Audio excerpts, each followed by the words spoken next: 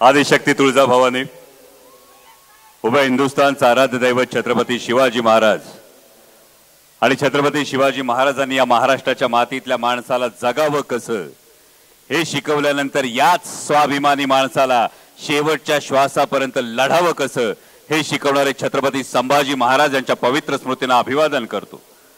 आज राष्ट्रवादी काँग्रेस पक्षाच्या शरदचंद्र पवार पक्षाच्या वर्धापन दिनानिमित्त मंचावर उपस्थित असणारे देशाचे नेते आदरणीय शरदचंद्रजी पवार साहेब, महाराष्ट्र राज्याचे माजी उपमुख्यमंत्री विजयसिंहजी मोहिते पाटील, राष्ट्रवादी काँग्रेस पक्ष शरदचंद्र पवार पक्षाचे प्रदेशचे अध्यक्ष जयंत पाटील साहेब, लोकसभेतल्या आमच्या गटनेत्या सुप्रियाताई सुळे, निवडून आलेले सगळेच मान्यवर, नवनिर्वाचित खासदार, सगळे मान्यवर आणि आपण सगळेजण, सगळ्यांना जय शिवराय। खरं तर वेळ खूप झालाय त्यामुळे जास्त काळ मनोगत व्यक्त करणार नाही, पण या निमित्ताने हे औचित्य साधून महाराष्ट्रातल्या तमाम स्वाभिमानी जनतेचं मनापासून आभार मानेन, अभिनंदन करेन।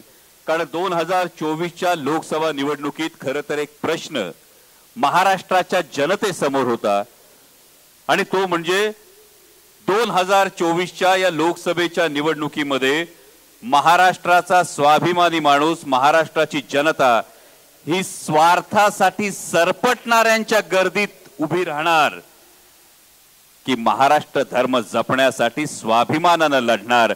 आणि जे महाविकास आघाडीला घवघवीत यश महाराष्ट्राने दिलंय त्यासाठी महाराष्ट्राच्या जनतेचं सर्वात आधी मनापासून अभिनंदन करतो की स्वाभिमानासाठी, महाराष्ट्र धर्मासाठी लढण्याची बाजू ही महाराष्ट्रातल्या स्वाभिमानी जनतेने निवडली। आणि जसं सगळ्यांनी हा जो राष्ट्रवादी काँग्रेस पक्ष शरदचंद्र पवार पक्षाचा जो स्ट्राइक रेट आहे भल्या भल्यांना अचंबित करणार आहे आणि आज महाराष्ट्रातल्या युवकासमोर, महाराष्ट्रातल्या सर्वसामान्य माणसासमोर आदरणीय शरदचंद्रजी पवार साहेबांनी एक मोठं उदाहरण घालून दिलंय। आणि हे उदाहरण म्हणजे जेव्हा हातातलं सगळं काही संपलंय असं जगाला वाटतं तेव्हा हिमतीनं कसं उभं राहायचं असतं आणि कसं लढून जिंकून दाखवायचं असतं ते आदरणीय शरदचंद्रजी पवार साहेबांनी दाखवून दिलं। आणि त्याच बरोबरीने मी प्रदेशाध्यक्ष जयंत पाटील साहेबांचं मनापासून आभार मानेन, मनापासून अभिनंदन करेन। कारण ही सगळी लढाई सुरू असताना, हा सगळा लढा सुरू असताना पाठीमागे कॅप्टन ऑफ द शिप प्रमाणे अत्यंत जबाबदारीनं या प्रत्येक जागेवरची प्रत्येक बारकावा जर कोणी तपासून पाहिला असेल, वेळोवेळी उत्साह वाढवला असेल तर तो आदरणीय जयंत पाटील साहेबांनी वाढवला। त्याबद्दल त्यांचं खरं तर मनापासून हे कौतुक करणं हे मला वाटतं कर्तव्य। आणि त्याचबरोबर संपूर्ण ऑफिस स्टाफ आणि त्या पलीकडे जाऊन तुम्ही सगळे कार्यकर्ते, कारण पुन्हा महत्वाची गोष्ट ही होती तत्व, निष्ठा, मूल्य या गोष्टी आता राजकारणातून संपल्या का असं वाटत असताना तुम्ही सगळ्यांनी महाराष्ट्राला दाखवून दिलं की होय, तत्व, निष्ठा, मूल्य आणि स्वाभिमान हे आजही महत्वाचं आहे। मगाशी बाप्पा बोलताना काही उल्लेख झाले तेव्हा आम्ही आधी थोडे थांबलो, पण बाप्पा तुम्ही जे उल्लेख केले ते स्टेजवर आहेत का याची आम्ही चाचपणी केली, पण नंतर कळलं की बरेच जण नक्कीच टेलिव्हिजनच्या माध्यमातून ही सभा बघत असणार आहेत। कारण परवा कोल्हापुरात लागलेला बॅनर भल्या भल्यांना समजून चुकलाय, सुजल्यावर कळते पवार साहेबांनी मारले कुठं। पण 4 जून नंतर जी महाराष्ट्रातली एक पळापळ सुरू झालेली आहे, या पळापळीचं कारण म्हणजे लंके साहेबांनी सांगितलं, खासदार लंके साहेबांनी सांगितलं विधानसभेचा नारळ फोडणं गरजेचं आहे। आणि ही अभिमानाची गोष्ट आज महाराष्ट्रातल्या तब्बल 150 ते 155 विधानसभा मतदारसंघांमध्ये महाविकास आघाडी ही आघाडीवर आहे आणि त्यामुळे महाराष्ट्रात येणारं पुढचं सरकार हे महाविकास आघाडीचं असणार, ही काळ्या दगडावरची रेघ आहे। आणि त्यासाठी म्हणजे आतापासून खरं तर सत्तेत असलेल्या लोकांनी काही रडगाणी सुरू केलीत। म्हणजे महाराष्ट्राच्या माननीय उपमुख्यमंत्री महोदयांनी एक विधान करत असताना सांगितलं की पराभवाचं विश्लेषण करत असताना जे सांगितलं ते असं होतं की विशिष्ट नॅरेटिव्ह तयार करण्यात आला, काही समाजांनी आम्हाला मतदान केलं नाही असा जो नॅरेटिव्ह करण्यात आला, त्या माननीय उपमुख्यमंत्री महोदयांना सांगू इच्छितो, होय काही समाज हे नक्की तुमच्या विरोधात होते, पण त्या समाजाचं नाव 4 अक्षरी आहे, शेतकरी. कारण हा शेतकरी कांद्यासाठी ओरडत होता, सोयाबीनसाठी रडत होता, कापसासाठी रडत होता, दुधाच्या भावांसाठी सुद्धा हा आक्रोश करतोय. आणि हाच शेतकरी नावाचा 4 अक्षरी समाज तुम्हाला महाराष्ट्र विधानसभेतून सत्तेतून खाली खेचल्याशिवाय राहणार नाही, ही सुद्धा काळ्या दगडावरची रेघ. म्हणजे एकीकडे शेतमालाला भाव नाही, दुधाला भाव नाही, आणि असं असताना साहेब एक नवीन संघर्ष समोर येऊन उभा राहिलाय.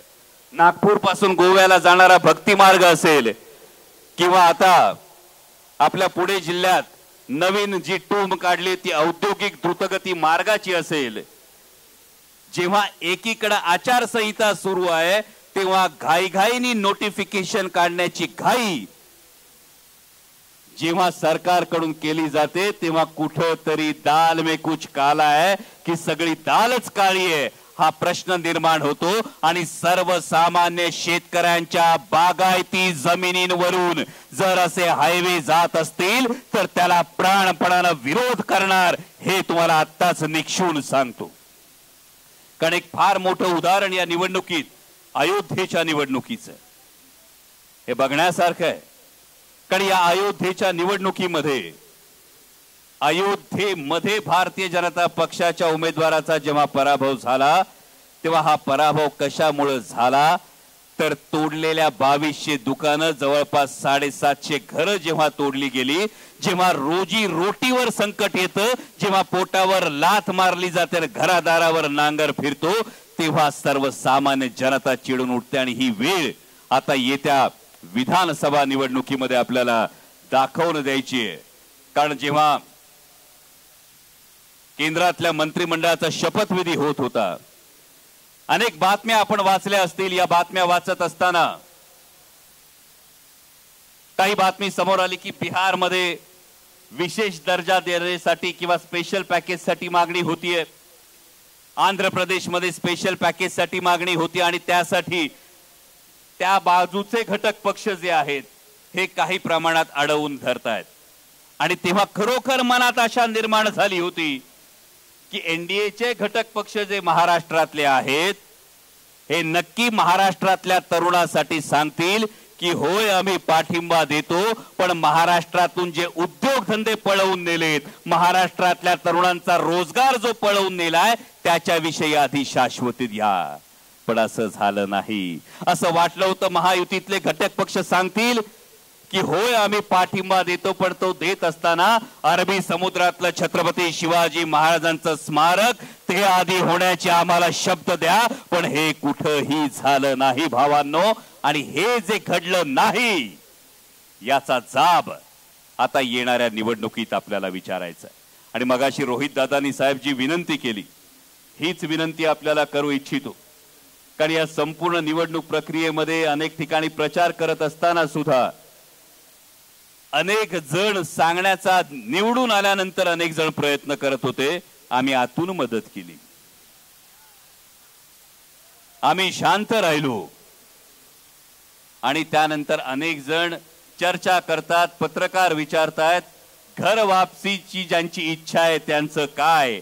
आदरणीय साहेब, या सगळ्या कार्यकर्त्यांच्या वतीनं मी आपल्याला सांगू इच्छितो, 10 पैकी 8 हा जो स्ट्राईक रेट आहे, 80% स्ट्राईक रेट आपल्या मार्गदर्शनाखाली जयंत पाटील साहेबांच्या नेतृत्वाखाली हा जो मिळवलाय, हा करत असताना हा सर्वसामान्य कार्यकर्ता लढलाय. आणि याच्या मेहनतीचा, याच्या निष्ठेचा आणि याच्या मनाचा या निर्णयात नक्की विचार व्हावा.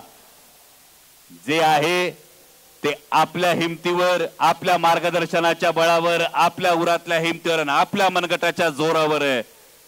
लोकसभा तो सिर्फ झाकी है, विधानसभा अभी बाकी है. आणि हेच हा निष्ठावान कार्यकर्ता करून दाखवील एवढी अपेक्षा व्यक्त करतो. पुन्हा एकदा आपणा सर्वांचं मनापासून अभिनंदन करतो, आभार मानतो आणि आपणा सर्वांना या वर्धापन दिनाच्या शुभेच्छा देत असताना आदरणीय जयंत पाटील साहेबांना ही विनंती करू इच्छितो की गेल्या वेळी जशा शिवस्वराज्य यात्रेतून संपूर्ण महाराष्ट्र पिंजून काढला होता, त्याच पद्धतीनं पुन्हा हा महाराष्ट्र पिंजून काढण्यासाठी आपण मार्गदर्शन करावं आणि आदरणीय साहेबांना त्यांच्या वाढदिवसानिमित्त किमान 85 आमदार किमान देण्याचा जो आपल्या सगळ्यांचा संकल्प आहे त्या दृष्टीनं पाऊल पुढे टाकावं अशी विनंती करतो आणि थांबतो. धन्यवाद. जय शिवराय.